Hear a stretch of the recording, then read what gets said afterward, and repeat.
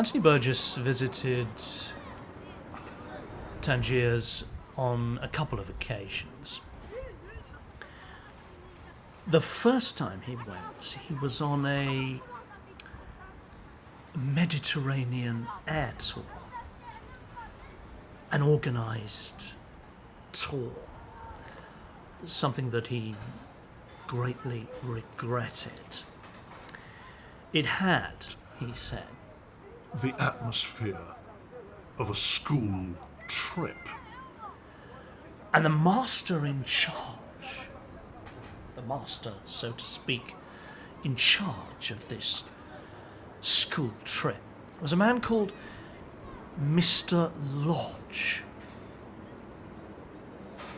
The Burgess writes that the other passengers were a decent middle-class herd of meagre drinkers and unadventurous eaters, glad to be bossed by a Mr. Lodge, a dragoman, who put on a little woolly cap like Dr Spindrift, so that he might be identifiable to his flock when he led them through mobs of redolent pickpockets and bottom pinchers.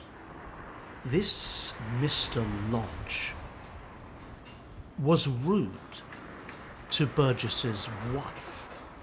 It happened like this. They were taking the bus, and Burgess explains that Lynne, his wife, was slow in boarding the airport bus, and Mr. Lodge publicly rebuked her. The atmosphere was that of a school trip. Burgess decided that the time had come to pay Mr. Lodge back for his insolence. In a seaside bar restaurant run by a young English viscount who had a passion for dirty Berber boys, I met a fat man in a tarbouche and striped jalabia who ran a dirty Berber boy agency for visiting white pederasts.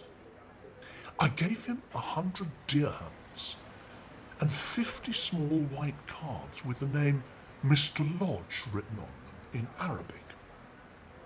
Mr. Lodge was staying at the Riff Hotel, and some of the dirty Berber boys were to visit his room in sequence, armed with his name, it went beautifully into Arabic, and offers of their services. the next morning, Burgess explains, Mr. Lodge emerged, tired and cross, ready for the flight to Tenerife.